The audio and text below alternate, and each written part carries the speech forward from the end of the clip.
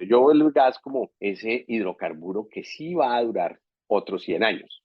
Y a ese sí le veo esa proyección. Para ello tendremos que pues tener los productores de gas, que eso también va a definir todo el mapa de energía del mundo, porque el que tenga el gas va a jugar muy fuerte a partir del 2030 y por qué no decirlo del 2050, va a tener un poder muy grande.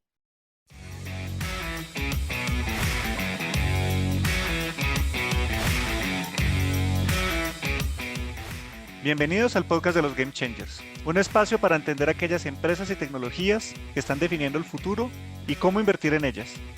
Somos Guillermo Valencia, cofundador de Scale, y quien les habla, Julián Cardona, director de Relación con Clientes. En este episodio tenemos un entrevistado de lujo. Se trata de Julio César Herrera, economista con una larga carrera en el sector de hidrocarburos en Colombia, Canadá y Estados Unidos. Trabajó en British Petroleum, Ecopetrol y ExxonMobil, entre otras grandes compañías. Es actualmente CEO de J Energy Group y consejero de Altamesa Energy Canadá. Si hay alguien que entienda la industria de petróleos en el mundo, es él.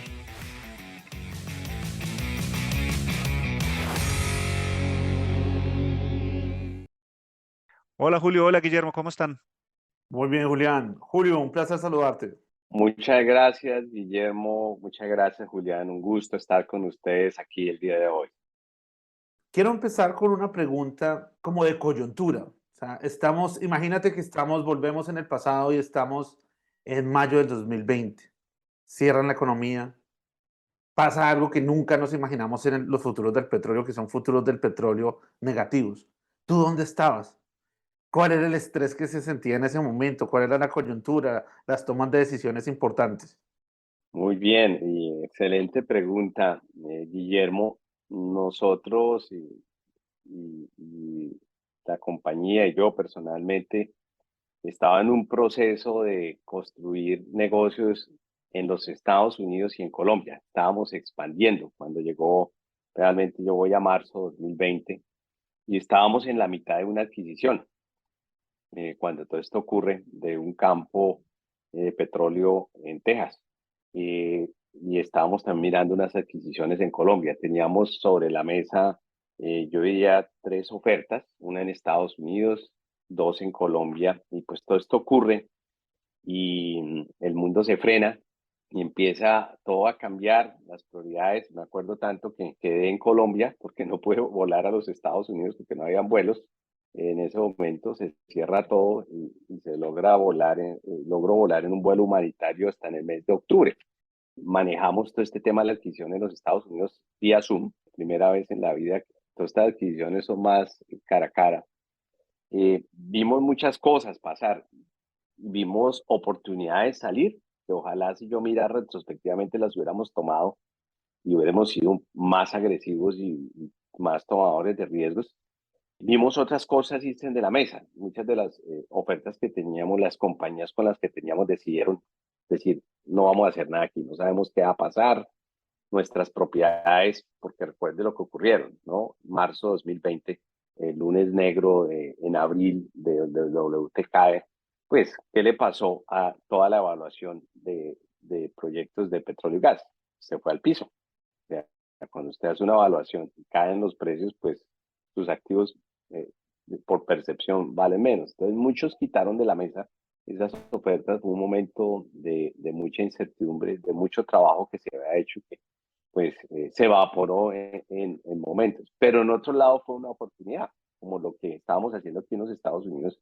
Logramos una adquisición en plena pandemia y eso ha sido de lo mejor que nos ha podido pasar en los 2 últimos años. Supremamente interesante, Julio.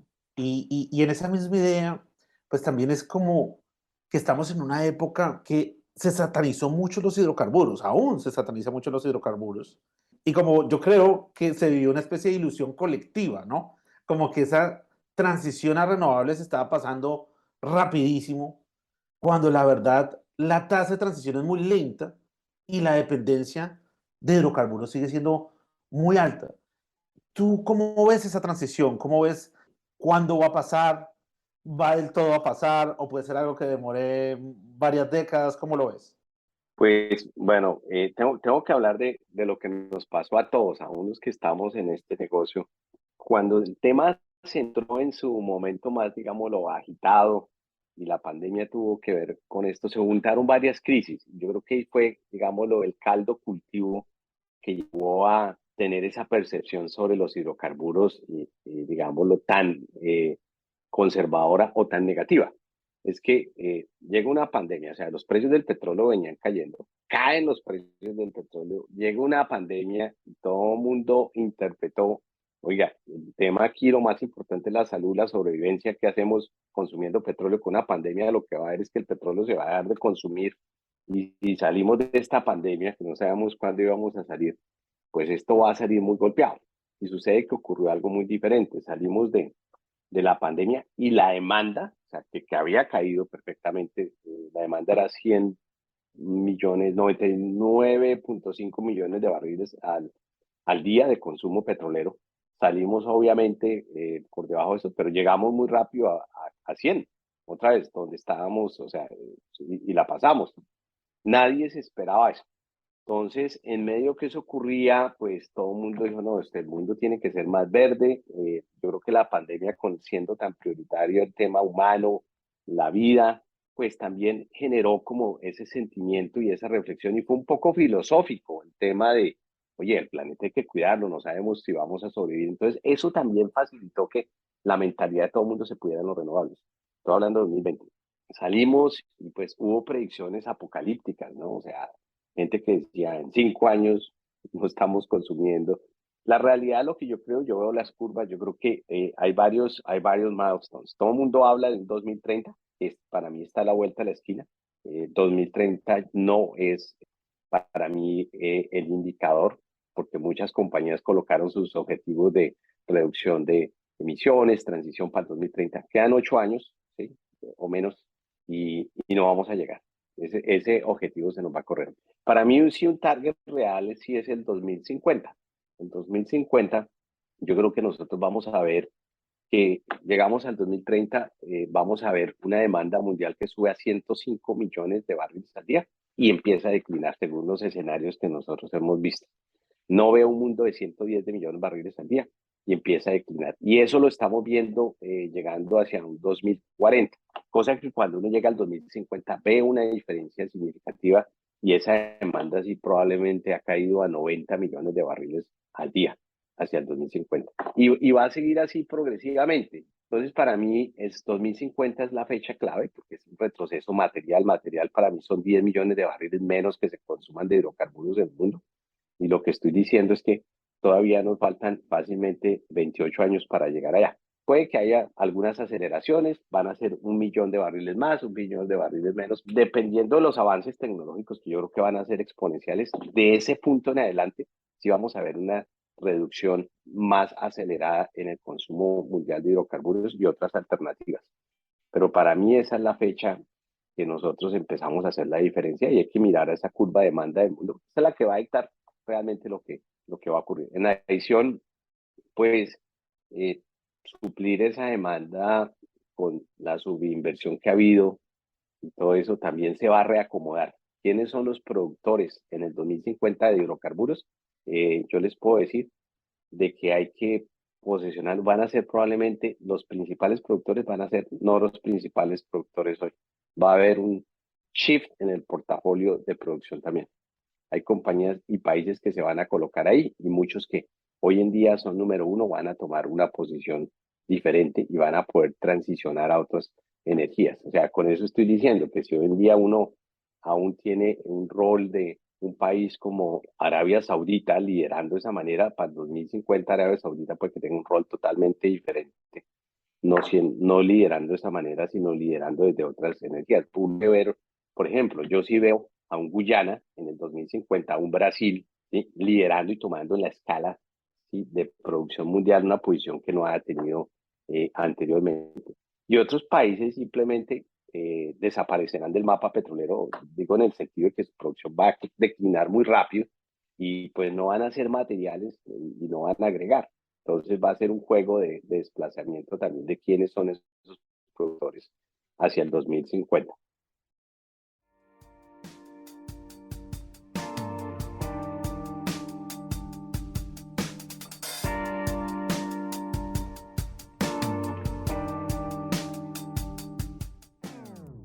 Este podcast es patrocinado por Scale. Scale empodera a las personas para que entiendan, inviertan y generen riqueza monetizando el cambio. Scale ofrece servicios para la toma informada de decisiones y brinda acompañamiento personalizado a sus clientes, con información oportuna asociada a sus portafolios de inversión. Agenda ya una llamada con nuestros representantes en scale.macrowise.co.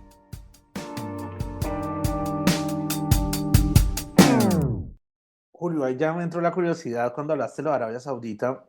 Tú dices que de pronto cambia el rol en el tablero. ¿Es porque va a declinar su producción o porque ellos mismos están haciendo una transición hacia otra cosa? Yo creo que ambas cosas. Yo creo que ellos mismos aprendieron en la pandemia cómo su sistema y su ingreso fiscal sufrió, porque tocó bajar precios y les tocó sacrificar, que Arabia Saudita se está moviendo y tiene la capacidad, y con este ingreso petrolero también que tienen, ellos están haciendo lo que muchas naciones deberían hacer, es tomar parte de ese ingreso petrolero para invertir en gas, en otros, ¿sí? Hidrocarburos, digamos, los más limpios, en tecnología que limpie las emisiones y en otras fuentes de alternativa. Entonces, por decisión propia, ellos van a hacer eso. También el tema de Arabia Saudita, mm, hay muchos de ellos tienen unas reservas muy grandes y en la medida que el precio del petróleo caiga y el costo de extracción de ellos, que es pues realmente de los más bajos del mundo, yo creo que ellos van a tener un desincentivo de monetizar muchas de esas, digámoslo, de ese crudo. Ellos van a tener un desincentivo de monetizarlo y puede ser que mucho ese crudo ellos lo dejen ahí como reserva para un futuro, porque ese es el otro tema que yo quiero tocar, es, ¿se acabará el petróleo? Vamos a ver un día de que el petróleo llega a cero en el mundo, yo no creo. Yo creo que el mundo va a colocar una reserva y ese tema no hemos hablado mucho. Es, el mundo va a reducir su consumo de petróleo, va a dejar una reserva de petróleo, ¿sí? Al lado, así igual que la reserva estratégica americana o la que tiene el Medio Oriente, ¿sí? Y va a mantenerlo y va a haber siempre un consumo ya no tan importante, va a haber un día, ya en 2070, 2080, donde ese consumo sea bajo. En países árabes yo los veo a ellos transicionando a jugar en ese espacio. Hay productos que se van a necesitar seguir produciendo desde petróleo, ¿sí? Son importantes, que van a toda la parte de la producción de plásticos, destilados, etcétera, etcétera, que tendrán que seguir alimentando las industrias. Vamos a ver sistemas masivos de transporte con petróleo. Esos sí son los ítems, los rubros donde vemos la reducción grande. ¿Sí? Los buques van a tener sistemas de propulsión totalmente diferentes a lo que usan ellos ahorita actualmente.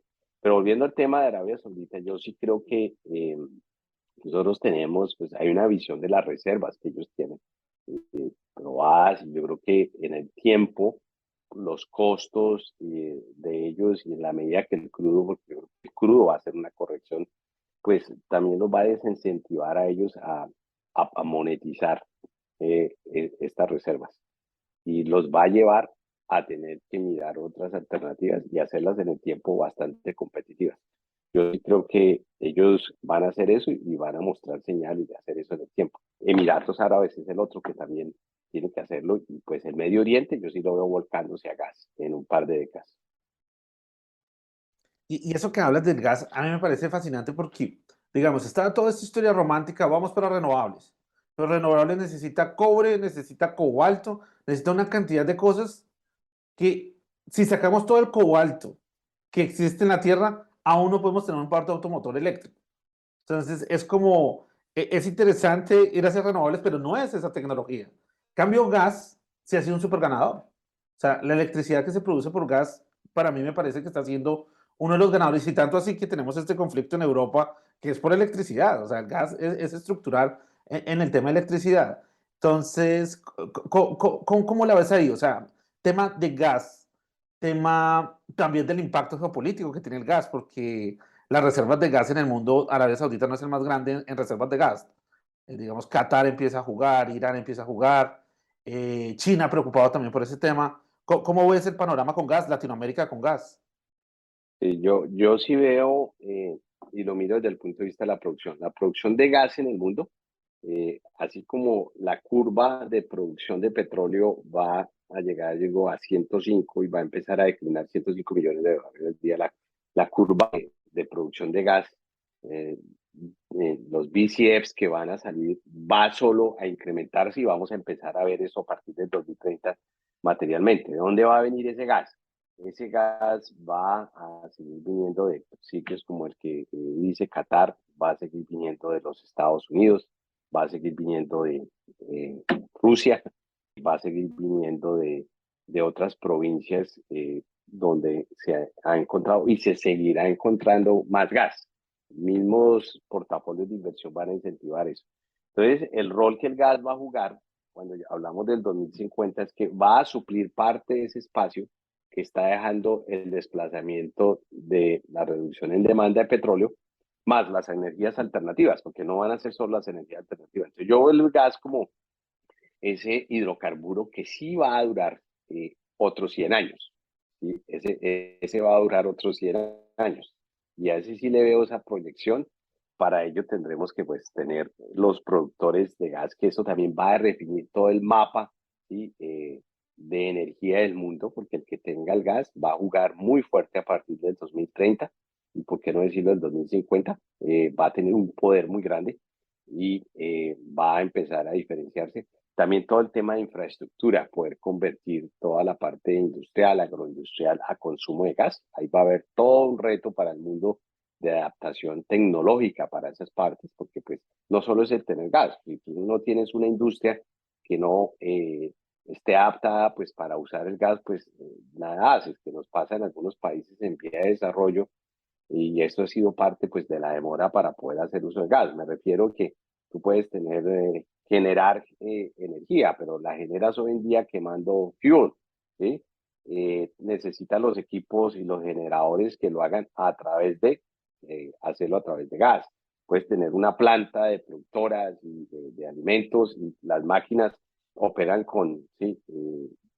Generación que viene a través de quemar petróleo, por ejemplo, ¿sí? Quemar diésel, ¿sí? Y pues eso coloca en la atmósfera una cantidad de emisiones. ¿Cómo hacemos para que eso se traslade y se transforme en algo que se pueda mover a partir de gas? También creo que van a haber muchos descubrimientos, tecnología que se va a unlock, se va a abrir a partir de gas. Hace poco estuve con un grupo de ingenieros que ya han encontrado turbinas que generan energía y uno pasa el gas por la turbina, cero consumo, el gas sigue su rumbo, pero ha generado energía a través del gas. Entonces yo sí creo que van a venir cosas que, pues así como el petróleo se desarrolló en casi 200 años de historia, algunos argumentan que 150, pero si uno mira, la historia del petróleo puede llegar a 200 años y no incluye a China realmente. En el gas hay mucha tecnología aledaña, anexa, que se va a desarrollar, como esto que yo les cuento. O sea, moléculas de gas que llegan, mueven una turbina, generan la energía y el gas sigue cero pérdida de ese gas y ese gas va para consumo, venta y demás. Y miren lo que el gas hizo. Cosas que no se pueden hacer con el petróleo. Entonces yo sí veo que los próximos años de lo que no estamos hablando es qué más cosas yo puedo hacer con el gas aparte de colocárselo a una estufa, a un carro, ¿sí? A una industria. Y son cosas transformadoras que van a venir a través de tecnología, como el ejemplo que yo les estoy dando. ¿Sí? Eso es un ejemplo muy, muy bueno de cero de pérdida y de energía, y antes estás creando energía adicional a partir del gas sin pérdida del influjo que tiene esto. No, ese ejemplo que tú das me parece fabuloso porque ese vicio que tienen a veces los estados de tratar de obligar la innovación a que pase de una manera cuando la innovación debe pasar como tiene que pasar. O sea, si un estado hubiera dicho, vamos a crear el motor de combustión interna, nunca pasa.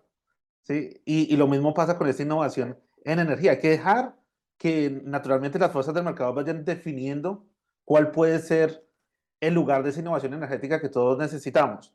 En ese orden de ideas, Julio, hidrógeno.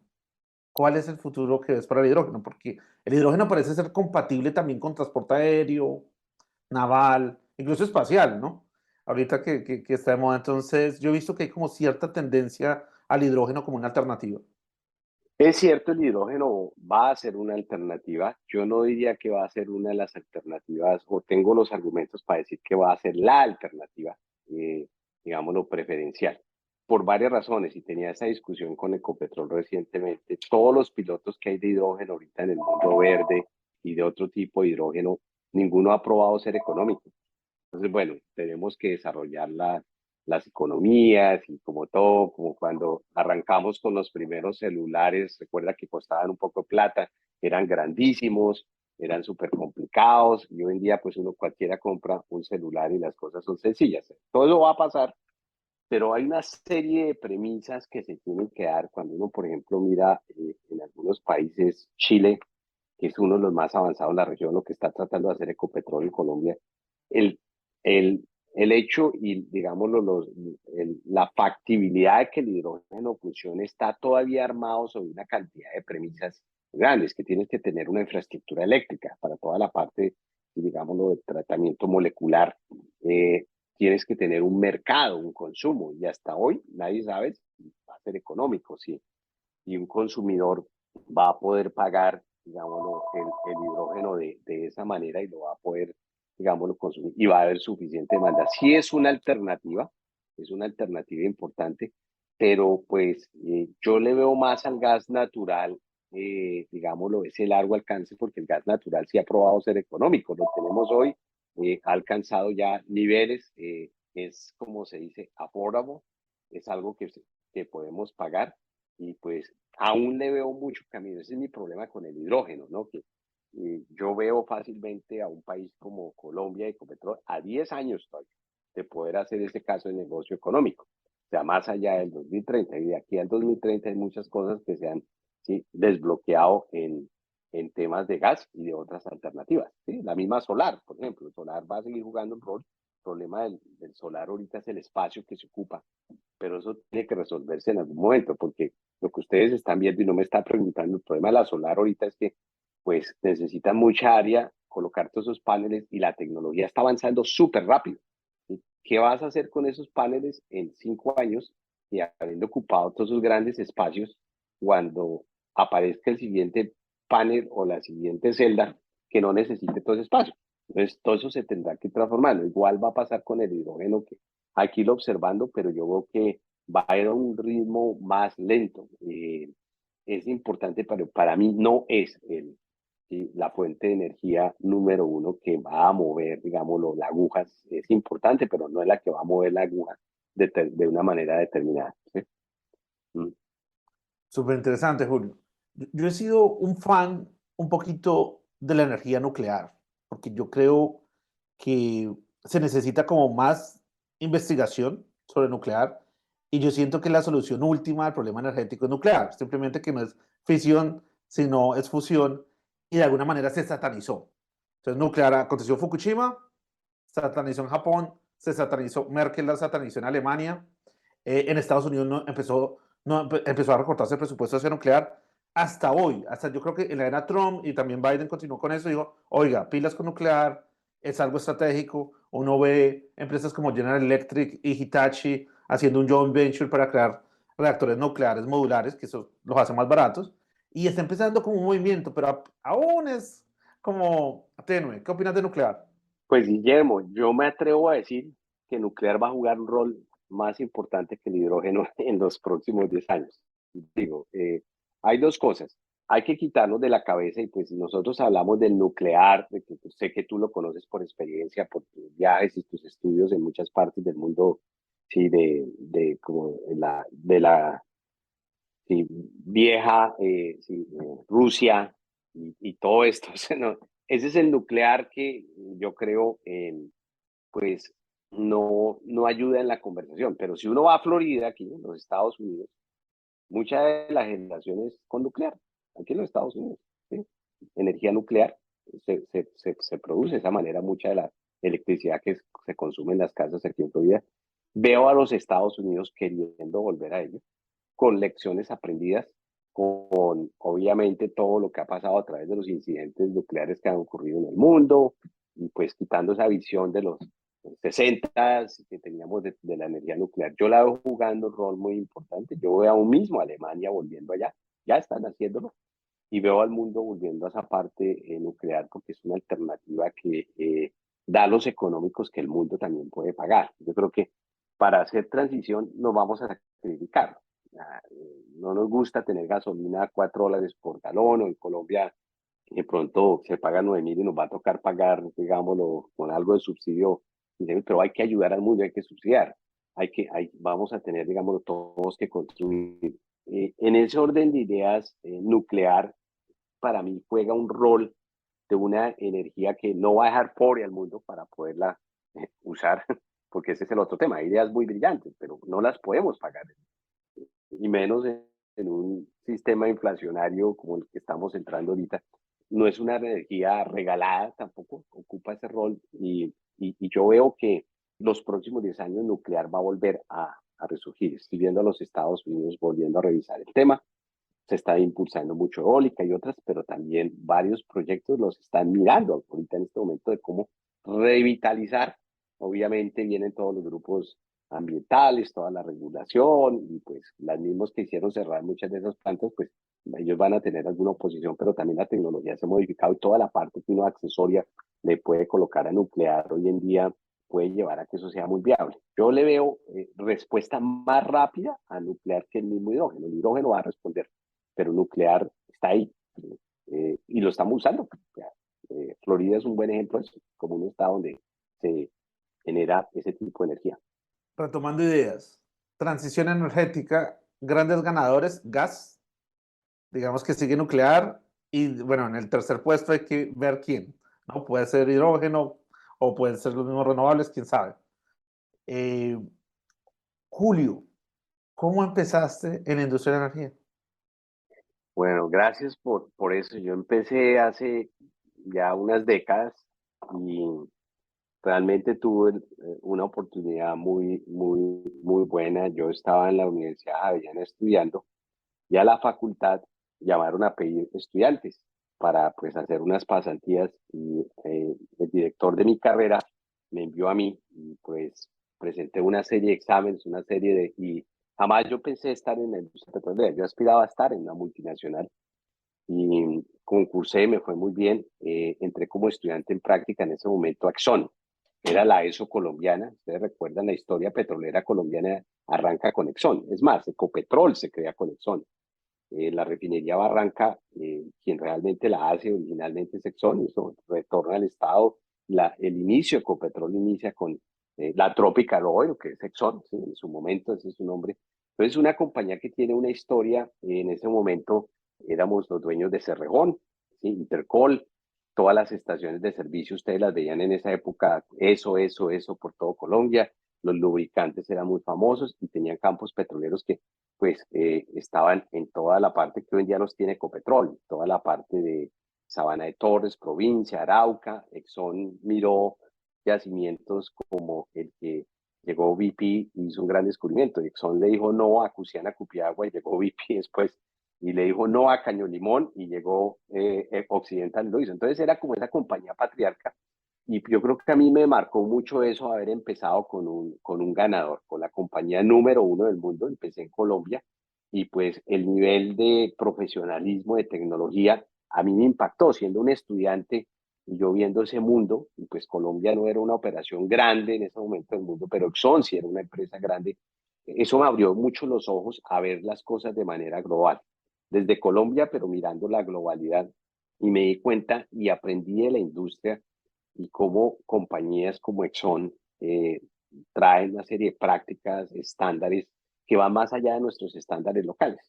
Entonces, para mí ese fue el inicio, y digámoslo, entré en ese cariño, ese amor a la industria. La empecé a ver desde otra manera, el petróleo desde lejos, como esa cosa, ¿qué es eso? Y ya entrándose uno en cómo las compañías hacen las cosas, cómo hace un esfuerzo, como Exxon, que son compañías no perfectas, ¿sí? Después de que tuvo el Exxon Valdez, ustedes recuerdan ese incidente que fue desafortunado, se transformó en una compañía que quería hacer el bien, y sigue siéndolo, y es la número uno hoy en el mundo. Cómo hacían sus proyectos, la ética, el misticismo, cómo piensan en tener una sociedad mejor. Uno mira los planes de comunidades de estas empresas. Estas empresas tienen una gestión social muy importante. A veces eso no se traduce. Quieren realmente hacer la diferencia en las zonas donde van. Nosotros tenemos la visión de muchas empresas, o de la industria, que algunas empresas hicieron daño, y ustedes ven los países latinoamericanos y podemos citar ejemplos de de daño terrible que se ha hecho, pero también hay empresas que han hecho las cosas bien. Entonces, mi inicio y el hecho de haber yo entrado con Exxon, iniciado en Exxon, me marcó, porque esa fue la compañía que me formó, me tomó y como que me tomó muy párvulo, muy infante en mi carrera, me formó y de ahí yo salto a British Petroleum cuando BP descubre Fusiana Cupiagua, pero todo esto tuvo que ver por lo que Exxon hizo en mí durante 6 años. Yo duré 6 años. Cuando ya paso a British Petroleum, pues ahí yo logro tener posiciones más seniors, pero ese momento, digamos, lo decisivo que me marcó a mí fue el haber entrado a una compañía como Exxon, que me puso en otro nivel y estaba en Colombia, pero nuestros estándares no eran diferentes a los que habían en los Estados Unidos o en otro país del mundo, y pues yo me di cuenta de que uno tenía una manera de desarrollo, una manera de aprendizaje global, más que el puesto que yo hacía. Quizás a mí lo que me marcó esta industria es que nunca paré de aprender y nunca he parado de aprender. Y esta industria le ofrece a uno nuevos retos. Si usted estuviera en una petrolera hoy en día, usted va a ver que los ingenieros ahorita se están tratando de preparar, reeducándose. Las petroleras tienen facultades dentro de tienen universidades que han desarrollado, son y eso, BP. Y si usted ve, los ingenieros se están ya preparando en qué está pasando en energía alternativa, qué hay que hacer, muchas cosas. Entonces, sé que la respuesta fue larga, Guillermo, pero el tema me emociona. La pregunta que me haces, a mí me marcó mucho eso porque yo vi una industria que me ofrecía una educación continua, una habilidad de poder analizar, de poder yo moverme, ¿sí?, con ella en la medida que las cosas venían. Y pues esta industria me ha permitido ver muchos cambios a través de estas 3 décadas que he estado con ellos. En ese orden de ideas, Julio, está esa super oportunidad de conocer el estándar internacional y cuando decides hacer el siguiente paso, ¿no? Como que ya no es solo el estándar, sino pues tú estás basado también en Houston. Así como tu carrera, que yo la veo muy interesante, y la de tus compañeros, a mí Exxon, BP me dieron la oportunidad de moverme por muchos países del mundo. Yo salgo de Exxon, la verdad yo entré a Exxon, y yo pensé que esa era la compañía de la que yo me iba a pensionar, porque era tan buena, número uno, decía, después de esto no hay. Y sucede que llegó British Petroleum y ofreció un plan más atractivo, tienen ese descubrimiento masivo. Con British Petroleum yo tuve la oportunidad de ir a trabajar a Escocia, estuve en Inglaterra, estuve asignación en Alaska, Angola, Azerbaiyán, y mi fortaleza fueron las Américas, como pues decían al principio en mi presentación, Julián, y yo desarrollé muchas habilidades en petróleo y gas, sobre todo el mercado de gas en los Estados Unidos. Y todo eso lo hice desde Houston, pero lo que fue es Wyoming, Texas, trabajé en el Permian antes del boom del Shell Revolution, antes de eso, Luisiana, todas estas zonas, y de aquí hacia abajo hasta la Argentina tuve oportunidades de estar como el CFO en Argentina. Tuve una posición de latinoamericana en Downstream, que era de México, incluyendo el Caribe. Entonces, todo eso fue dándome una visión y enseñándome a ver oportunidades. Entendí Latinoamérica muy bien de esa manera. Yo pensé que como colombiano entendía Latinoamérica, y tuve que entender Latinoamérica. Realmente la entendí desde los Estados Unidos, con la posición que yo tenía latinoamericana. Entendí, a veces creemos que entendemos Latinoamérica y no. Latinoamérica tiene sus diferencias, como ustedes lo saben. Y eso me llevó a hacer un propósito, que a pesar pues de ese éxito empresarial, de llegar a una banda ejecutiva en la compañía de esas, yo quería colocar mis últimos años de carrera en servicio, de tratar de estructurar algo en servicio y en miras a toda, digámoslo, esa región en la cual yo tuve la oportunidad de exponerme. Y pues mi preferencia ha sido, yo lo llamo la región panamericana. Nuestra compañía, tengo un socio colombiano, eh, tiene una visión panamericana. O sea, nosotros miramos de Texas hacia abajo, hasta la Argentina, incluyendo el Caribe, por eso estamos en Guyana. Vemos que esa es como nuestro bar. Tenemos fortalezas porque hemos estado ahí, conocemos, hemos trabajado ahí, hemos tenido experiencias.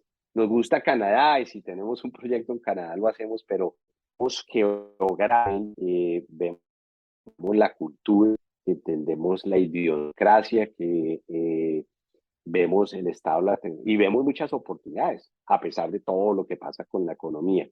Sí, yo trabajé en Angola, Azerbaiyán, tuve que ver con Rusia, con Australia, pero gravitamos como compañía ya en esta, digámoslo, etapa la vida de experiencia de empresarial, a hacerlo en esa región. Es lo que nosotros estamos haciendo, o sea, Estados Unidos hacia abajo y Texas hacia abajo, preferiblemente lo que estamos haciendo nosotros. Pero lo llevó todos esos pasos por la vida y todas esas experiencias profesionales que hemos tenido. Supremamente interesante, Julio. Gracias. Y en ese patio de operación que tú describes, pues ahorita parece que hay un común denominador, ¿no? Que es gobiernos progresistas en México, Colombia, Argentina, Chile, pues con alguna alta probabilidad también Brasil. Y pues ellos no son los más fans de los hidrocarburos. ¿Cómo ven ustedes ese desafío? Esa es la pregunta del día de hoy. Y hemos hablado en la compañía al respecto. Nosotros estamos en Colombia, estamos vested allá brutalmente. Eh, Estamos en proceso acabamos de hacer otra adquisición que la anunciaremos en su momento. Nosotros creemos que tenemos que entender estas agendas que van a ser diferentes a lo que nosotros, digamos, lo esperábamos. Ahorita acabo de ver unos apartes que salieron por ahí de la reforma tributaria y hay unos indicios de que se van a agravar las exportaciones de petróleo un poco más, las de Ecopetrol y bueno, las de todo el mundo. Entonces uno dice, bueno, ¿qué significa esto para mi negocio? Nosotros lo que estamos diciendo es, nos toca trabajar con estas agendas y estos gobiernos. No vamos a tomar una posición de oposición porque eso va a pasar. Y va a pasar aquí, va a pasar en Brasil, va a estar en Chile. Vamos a estar entendiendo, alineándonos y cooperando de manera constructiva también para hacer ver puntos donde pues el gobierno al llegar en su buena intención puede dejar de lado temas importantes. Yo le doy un ejemplo, o sea, mientras hablamos de parar la nueva exploración, hay mucho campo pequeño en Colombia que no es para Ecopetrol, no son para las empresas grandes, son para empresas como nosotros. No digo que nos lo den a nosotros, pero empresas pequeñas que pueden sacar 100, 200, 500, 1000 barriles allá, tienen costos más baratos y eso ayuda al país. Y eso no va a desangrar ni va a detener la agenda de transición energética, ni nos va a dar más emisiones ni nada. Entonces, yo sí creo que nosotros jugamos un rol en ayudarle a entender al nuevo gobierno, a la nueva ministra, de que no podemos hablar de generalidades, no podemos generalizar todo eso. Hay roles muy importantes que tiene que jugar un Ecopetrol. Es que si Ecopetrol no le juega la transición energética con los fondos, la capacidad, el talento, pues ¿quién lo va a hacer? Y hay otro rol que jugamos los medianos y los pequeños en Colombia que tenemos mucho. Y todos podemos generar riqueza, todos podemos empujar hacia adelante, pero pues allá no podemos llegar a decirle eso, digámoslo, hay compañías que yo las conozco en Colombia que viven de 1000 barriles, 2000 barriles, ¿sí? Y extranjeras llegaron y colocaron una inversión. Entonces, eso es número uno, ayudar a influenciar, digamos, no ser uno el palo en la rueda para el gobierno que viene. Este es un nuevo juego, nos tocó bailar esta fiesta con ellos, así de esa manera, y influenciar desde dónde. Nosotros pertenecemos a la Asociación Colombiana de Ingenieros de Petróleo, yo ahorita voy para el Congreso, pertenecemos a Campetrol, o sea, todas estas instituciones poder alinearnos con el gobierno. Lo segundo es que yo sí veo oportunidades para empezar y digamos lo que esto se pueda volver también el patio o el laboratorio de experimentación. Por ejemplo, toda la parte de reducción de emisiones, que para mí, más de que se acabe el petróleo, es cómo reducimos las emisiones. Si el gobierno actual, y digamos el gobierno de Brasil y el de Chile, están tan abiertos a esto, pues hombre, aquí nosotros tenemos en los Estados Unidos y en otros países tecnologías que quieren ir a probar, ¿sí? En nuestros países. O sea, si hay tantos interés, empecemos a generar esos casos pilotos, esas oportunidades. ¿Y quiénes llevamos esa oportunidad? Muchos de nosotros. O sea, nosotros tenemos acceso y parte de lo que hacemos aquí no solo es enfocarnos en hidrocarburos, nosotros estamos mirando en cómo miramos temas de nanotecnología para tratamiento de agua, ¿sí? La contaminación en el agua. Hay tecnología. Es Colombia y muchas de las instituciones colombianas están abiertas a tener una conversación de ese tipo, a abrirse a la academia. Nosotros tenemos alianzas con universidades aquí. O sea, yo creo en la academia, en lo que la academia hace, y hay muchos prototipos y muchas cosas que yo oigo a este gobierno hablar desde la parte, digámoslo, de discurso, vamos a ver la práctica, que yo digo, oigan, este puede ser el sitio ideal para llevar todas estas opciones y nosotros probarlas en Colombia. ¿Qué mejor? Entonces, yo veo esa otra parte de la moneda, no soy, digámoslo, iluso de saber que que no va a ser sencillo. Yo creo que los gobiernos en la medida que avancen se van a dar cuenta de que si quieren ser parte de esta agenda progresiva y de descarbonización, pues eso pasa con academia, con ciencia, con tecnología. Eso no pasa solo con voluntad política. Se requiere capital para hacer eso. ¿Quién va a colocar esos dineros? Entonces, nos toca reacomodarnos, Guillermo, nos toca readaptarnos y seguirle jugando al país. Va a ser diferente, va a ser totalmente diferente y acomodar nuestros portafolios, pero en medio de eso vemos algunas oportunidades surgir. Supremamente interesante, Julio, y retomo y hago eco a ese llamado que tú dices de la ciencia, porque esas decisiones se deben tomar más conciencia que solo con un contenido romántico, porque pues implican mucho. Julio, pues la verdad ha sido un placer y me gustaría cerrar con una pregunta que está orientada a esa persona que está entre los 22 y 35 años que dice, ¿qué debo hacer para tener una carrera muy exitosa? ¿Dónde me debo enfocar? ¿Qué consejos le darías? Pues Guillermo, yo tengo hijos que, bueno, está por ahí cerca a la edad de los 20 y me has hecho la pregunta. Yo les daría el mismo consejo que le doy a mis hijos. Creo que los dos, tú y yo compartimos mucho esa visión. Uno tiene que prepararse mucho, hay que estudiar. Uno va a la universidad y sale y quiere tener un puesto. Entonces se queda con el puesto y bueno, quiere ascender, pero yo creo que el llamado, sobre todo a los jóvenes de hoy en día, va mucho más allá de eso.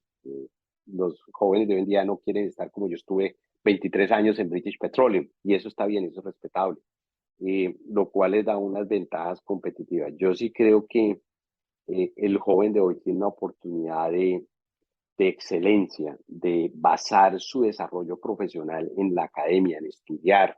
La universidad no les va a dar todo, las empresas no les van a dar todo, pero les van a dar unas plataformas. Yo les digo a mis hijos, usted hace su puesto, usted es el que hace su puesto. Usted llega a una compañía, por más organizada, Exxon, eh, o BlackRock, o, sí, o cualquier, a usted le dan un job description, ¿sí? Y yo al joven le digo, usted tiene la energía para que ese es su punto de partida, pero ese no es, digámoslo, su frontera, ¿sí? Usted tiene que aprender a explorar, a conocer, a ser inquieto, a buscar soluciones. Yo sí, a los jóvenes que quieren progresar su carrera, les digo, es basen y fundamenten toda esa energía sobre buscar en cómo hacer las cosas mejor, en cómo hacerlas diferentes, en retar las maneras tradicionales, desde una empresa mediana, pequeña o grande, ¿sí? Y que no sean conformistas, digámoslo, a quizás lleguen ya a una buena empresa y pues aquí voy a durar un buen tiempo y tengo una seguridad. Si es un joven emprendedor, yo sí lo invito mucho a que aún estudie más, vea los trends, lo que ustedes hacen.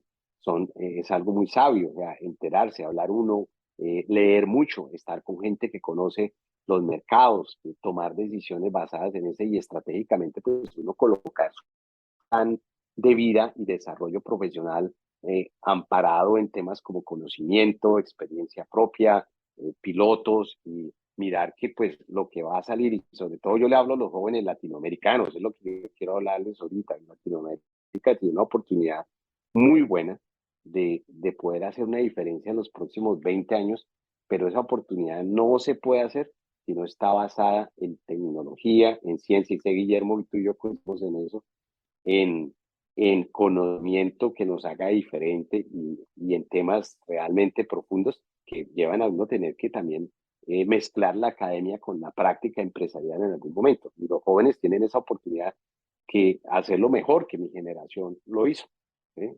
Y pues no, digámoslo, estar pasivos ante una oportunidad de retarse más, de aprender más, y de conocer más y de ser inquietos, Guillermo.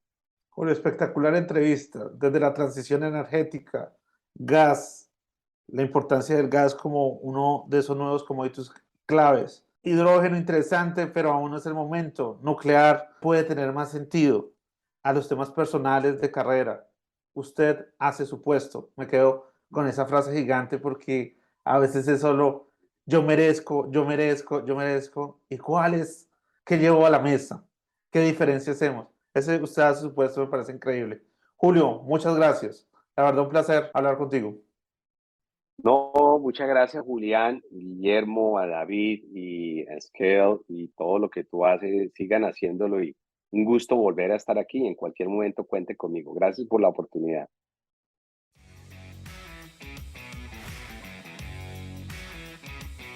Gracias a todos por hacer parte de este episodio.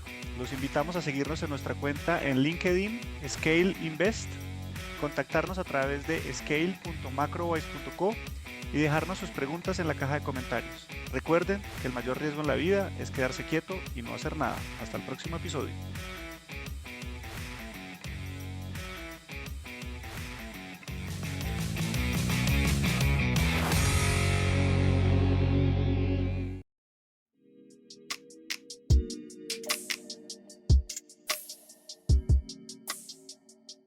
Ten en cuenta que los contenidos de este podcast no son un consejo de inversión y son publicados únicamente con fines informativos y educativos. Es responsabilidad del oyente realizar la investigación apropiada y tomar sus propias decisiones antes de invertir.